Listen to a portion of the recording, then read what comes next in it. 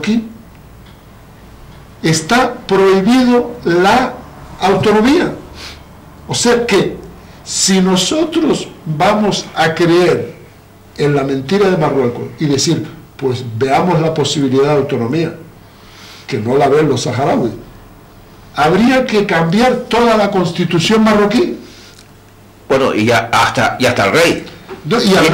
Y la forma de gobernar. Efectivamente, es que... Porque si el rey, el máximo más de la constitución, sí. Entonces había que cambiar hasta la forma de gobernar. Sí. Porque no veo otro kit de la cuestión. Sí, no, Pero entonces, ¿qué tiene esta... Vamos a ver, si hacemos ese análisis así como el que tú has hecho, Bachir, ¿cómo es posible que, se supone, ¿no?, que en la política internacional los representantes de Mohamed VI se sientan con los gobernantes españoles, franceses, belgas, etcétera, a negociar sus cuitas, ¿no? Bien, ¿cómo la Comunidad Económica Europea no es consciente de toda esta situación y sigue manteniendo, es decir, cuál es el interés real que hay en seguir manteniendo el status quo con Marruecos? Sí, pero no, yo creo que están equivocados, están muy equivocados, porque mira, siempre se habla de... No, pero la razón, mira, le damos 40.000 vueltas y Marruecos, como lo que estábamos hablando, ¿cómo se le puede dar a un país que hay que controlar? Porque Marruecos, España, en vez de estar haciendo todo lo que está haciendo, debe controlar los movimientos de Marruecos. Pero ves, hace 3 años, 5 tanques modernísimos por 1 euro. El año pasado, 6 lanzamisiles no sé qué por 1 euro. Antes de ayer, 6 torpedos no sé qué por 1 euro. ¿Pero esto qué es? Yo a mi enemigo le estoy dando armamento, y si un día mi enemigo se enfada conmigo, ese armamento que era mío lo puede emplear en contra mío. Y además es un error estratégico. Ellos dicen, los políticos españoles y europeos dicen que bueno, Marruecos es el único país que puede mantener una frontera más allá de la frontera europea. Están equivocados.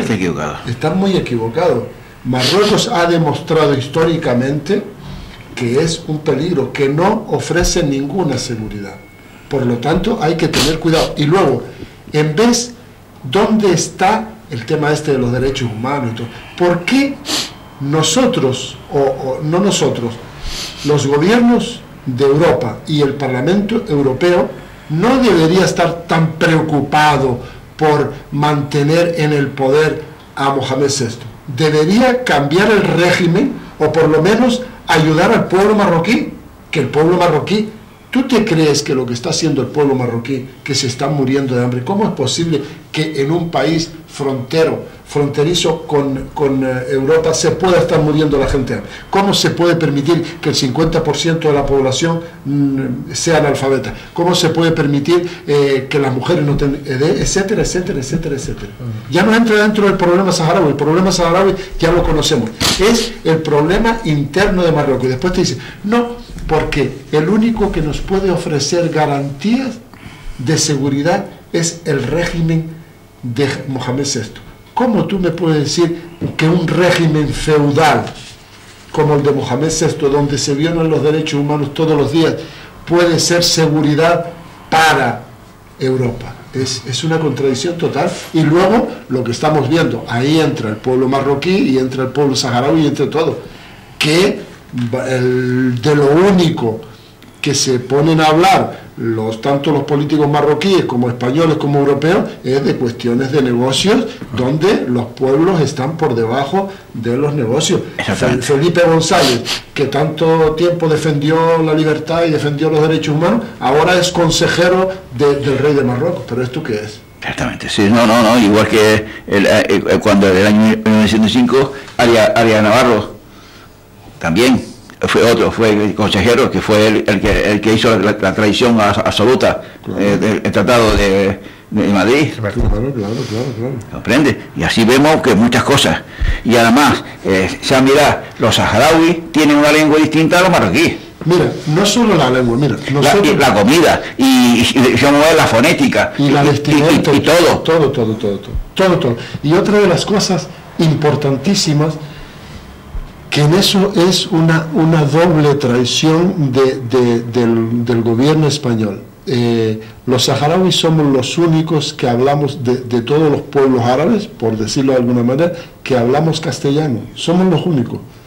Resulta que el Instituto Cervantes, que es una institución que teóricamente va a países extranjeros para defender la lengua española y ayudar para promocionar la lengua española, creo que en Marruecos tiene unas 16 estaciones en Marruecos, y en el Sáhara no hay ni una, en los campamentos de refugiados no hay ni una, y resulta que en los campamentos de refugiados la segunda lengua es el castellano, y en las escuelas se estudia castellano, y en Marruecos en el Sáhara Occidental prohíbe que se hable el castellano, y ha quitado de las escuelas el castellano.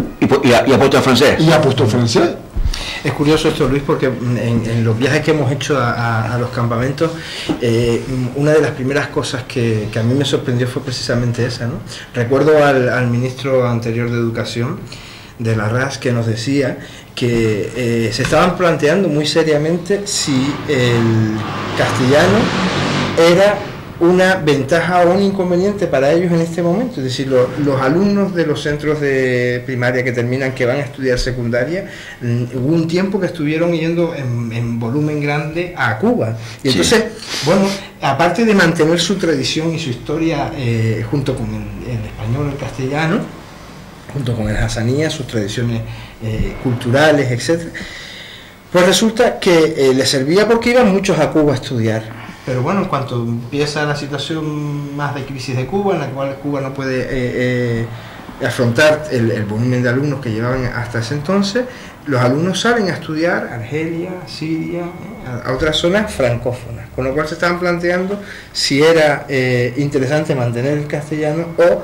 empezar a estudiar. Y sin embargo, después hablando con la gente sencilla, con la gente de a pie, con la gente de la familia, la gente tenía claro que el castellano era es algo propio de ellos también, de su historia. Los niños pequeños aprenden a hablar, y los mayores, la generación de la gente de 40 y pico, que son la gente que salió en aquel momento, que huyó, que solo pues eso, que a lo mejor eran pequeños en ese momento, no aprendieron bien el castellano, y te dicen que quisieran hablarlo para hablar contigo, para comunicarse contigo, que quisieran hablar más español, que cuando intentan comunicarse contigo y no entienden bien, se enfada porque dicen, pues eso, te sienten hermano y se quisiera poder hablar contigo, con lo cual tienen asimilado eso en su cultura, en su historia. No, eso pasa, eso es una cosa dolorosa para un pueblo que siempre han estado siglos hablando con los canarios el idioma el castellano, y resulta de que después la noche de la mañana le cortan, le quitan todo, y ni siquiera le dejan escuelas con profesores para que sigan ellos aprendiendo. No, aquí parece como si hay que borrar y cuenta nueva. No, óigame, la historia es la historia y hay que respetarla. Nosotros trajimos de allá un material hecho por los profesores de allí, de las escuelas de los campamentos, un material para enseñar de árabe a español, a castellano, hecho a multicopista, pidiéndonos que por favor lo trajéramos para acá, para imprimirlo, para volvérselos a llevar allí, para poderlo seguir distribuyendo por las escuelas. Esa petición se hizo al Instituto Cervantes, como dijo Bachilante, que se supone que es la institución española encargada de garantizar que prolifere el castellano, que se aprenda el castellano, que se aprenda el español, que se defienda el español en todos los países hispanoparlantes o no. Y la respuesta fue que no, políticamente no se podía hacer eso, ¿no? Entonces, mira,